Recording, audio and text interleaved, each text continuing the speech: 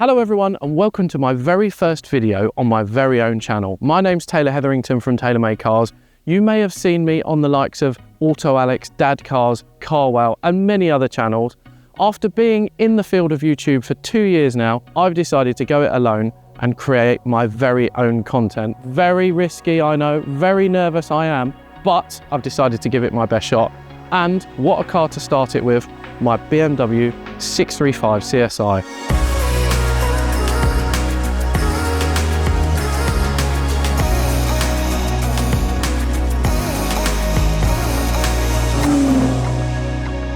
So, let me tell you a bit about the history of this car if you haven't seen it already, which you probably have because Alex's video on Auto Alex has got nearly 2 million views. This car has a bit of a story to it. It wasn't a regular purchase by any means. I actually found this car abandoned in a council garage that was being knocked down and this car was going for scrap. Since releasing the first video on this car, a lot of people have actually approached me and said, how hard is it to claim a vehicle? Can I claim this vehicle that's been abandoned?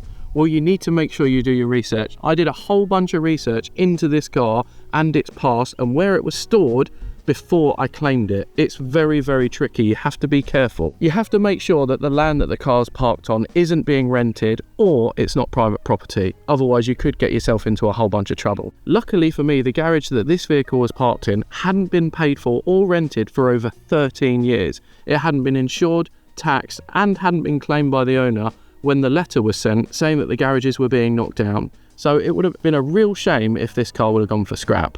Although I got very lucky finding this car, it wasn't plain sailing. The car was in pretty bad condition. The rear windows were actually smashed. There was glass everywhere and it didn't run. Although, after putting a can of petrol in it and a battery, it fired up for the first time in 13 years. And that is where my story with this car began. So after I got it running, I got it back to my work, put it up on the ramp and carried out a full underside inspection. Now I was really worried about this. I thought this car was going to be really rotten, but I got really lucky because this car had lived its entire life in London and was never exposed to salt. Would it have been exposed to salt? Well, a bit. Maybe a bit. After that, I left it parked up for a year because I wanted to make sure that this was my car and I wasn't doing any wrong and it was completely legal. I did my absolute best to contact the previous owner, but unfortunately I didn't get anywhere with it. So after that time, I decided to restore it and put it back on the road. And the first time I drove this car, I was only 20 years old. And to say that I was nervous would have been an understatement, but I was mega excited to get behind the wheel of this car. In fact, the first place I took it was to the local petrol station where I put a full tank of fuel in it. I then took it straight to my mate Rob's house, spent the weekend at his, enjoyed some car shows and drove it around for the whole week after that. I booked an entire week off of work to drive this car, but it did not drive the same as what it does now.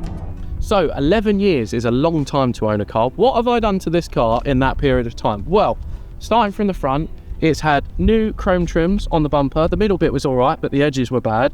I've fitted BBS RCO 90s from a BMW E39 and fully refurbished them in my bedroom, may I add. I've also fitted BC Racing coilovers, could you guess? And 2 new front wings because the original wings were rusty and these are really hard to get and really expensive, but I managed to find a pair and put them on. It's also had a full respray, which was done about 7 years ago now and has lasted really well over time. It's been done really nicely. All of the rest of the panels are original, the trims are original, etc, etc. Obviously, I've replaced the rear windows because they were smashed when I got it. As I said, it was vandalized in the garage, so they were all broken. It probably took me the best part of about 3 years to find every piece of glass in the back of this car. It was an absolute nightmare. Moving around the back, the lights, trims, everything around here are completely original. The exhaust isn't. This is a full stainless steel Fritz Spitz exhaust with a tubular manifold which adds about 20 horsepower. Spoiler is rubber, which is really cool. Very 1980s. That's also original and in really good condition. The chrome wing mirrors and all the chrome trims around here are all original. Again, I got really lucky with these because these are super expensive and super hard to find, and to replace these mirrors they're about 500 quid each if you can find them. The windscreen is original, and I think exterior wise this car looks OEM plus, which was the look I was going for, and I absolutely love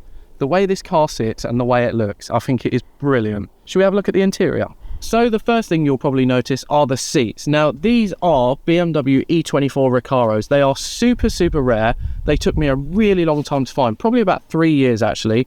I've had them fully retrimmed. They were black when I got them and they're really, really nice. They didn't actually come with these Recaro badges from factory. These are from an Escort RS Turbo, I think, but I really wanted them in. I think they're a really nice addition. Also, I fitted a M-Tech 1 steering wheel, which I wanted again for years, and I only fitted this recently actually. This was fitted about 2 months ago, and I absolutely love the way this steering wheel feels and looks. It used to have a Porsche steering wheel on it, which was featured in Alex's video, but I decided after a while to take that off. I just fancied a bit of a change. The biggest modification in here is probably also the smallest, which is this. I have converted it from a 4-speed automatic to a 5-speed manual, and it is fabulous. This has probably been the biggest change to this car and made the best improvement. I absolutely love the fact that it is a manual. I have also fitted a Blaupunkt Bremen stereo, which looks really old. It looks like something from the 80s, but it's got DAB, Bluetooth, USB, you name it, it's got it. So it looks old, but it's modern. Other than that, it's all pretty much as it was. The dashboard's original, the headline is original, and it's all in really good condition. And now for the bit that I'm most proud of. This is the reason why I didn't make it to Poland. If you know me or this car, you will know that I tried to take this car to Alt Trace last year, but unfortunately didn't make it. After many hours of work, wiring, toiling away, we had problem after problem, and it never ever made it. But thanks to many people helping, this is the end result of all that hard work.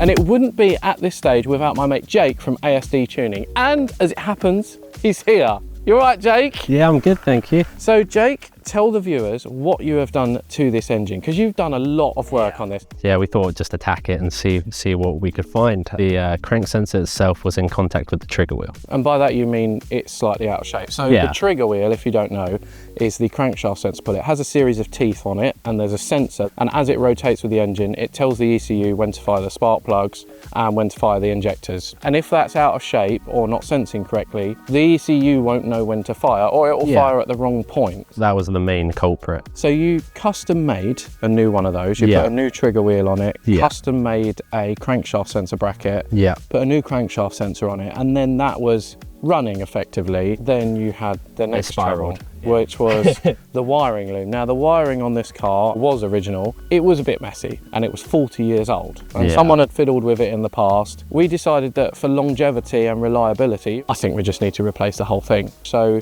you pulled the short straw and cut out, how many wires was it? Probably somewhere around 40. Now you custom made this loom for this car, didn't you? Wiring loom on this car is now so much tidier, and there's so much less of it as well. Also, you made a custom 3D printed bracket for the intake air temp sensor, and you made a 3D printed bracket for the ECU. It's all now really nice and neat and tidy. What was your favourite bit? I got a message out of nowhere saying, Jake, do you think my car will be ready for Caffeine and Machine, Auto Alex Christmas meet? What's that?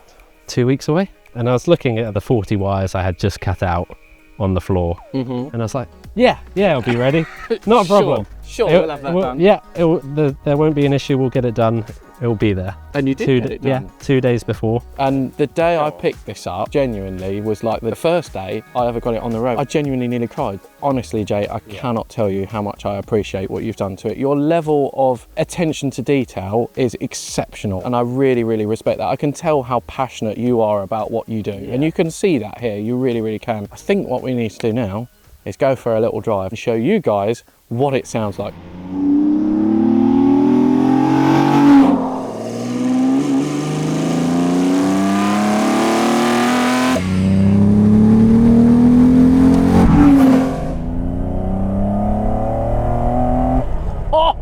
Oh my God, this car has been completely transformed. I cannot describe to you the way this thing drives and sounds, and it could never have been where it is now without Bruno from BDS Motorsport and Jake from ASD Tuning. They have worked tirelessly to get it where it is now, and my God, is it good.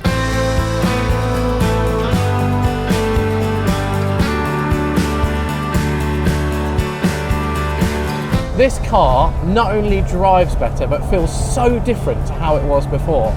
It feels a bit older because you can hear it more. You can hear everything that's going on inside the engine bay. And also, when you start it from cold, you have to feather the throttle a little bit, and you get the odd little spit through the throttle bodies, and it just makes the whole car feel a bit older, but in a good way. But going back to when I first got this car 11 years ago, and it had a 4-speed automatic gearbox, and it was, you know, realistically quite slow. Although it's not a speed machine now, it feels a world away from what it was. I could never imagine it driving the way it does today when I got it all those years ago.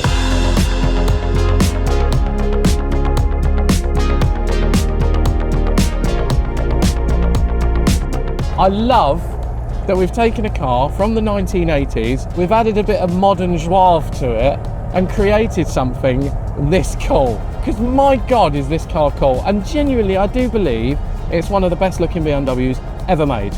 Ever. It could even be one of the best looking cars ever made. There are a lot more beautiful cars out there, but the more you study the design of this car, the more you appreciate it. I think it looks incredible. The sharp nose at the front, the short boot, the wheels, side profile, the way the headlights sit in the grille. It's such a fabulous piece of design.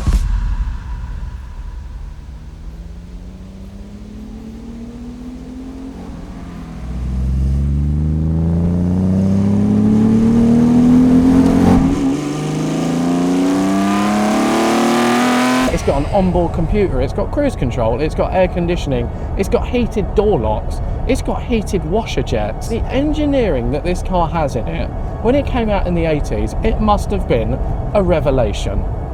It was more expensive than a house back in the 80s. I've got the original bill of sale for this car, and it was £35,000. I happen to know someone that bought a flat in Barnet, which is in North London, in the same year for £25,000. This was 10 grand more than his flat.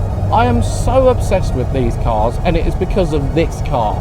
This car I have met so many people through, and I've created so many memories, and I've had a change of career because of this car. I've done so many things because of this car. This car's given me confidence. It's brought out my true love for cars, and I love it for that. And because of that, I am so emotionally attached to it and so in love with it, I will never part ways with it. I will die before I sell this car, and without it, I would feel so lost. And that is what being a true petrol head is all about. I'm going to enjoy it for as long and as much as I can. This car is incredible. I really hope you've all enjoyed this episode. Don't forget to like and subscribe. And if you want to see more cool car stuff, stick around because there'll be plenty of it.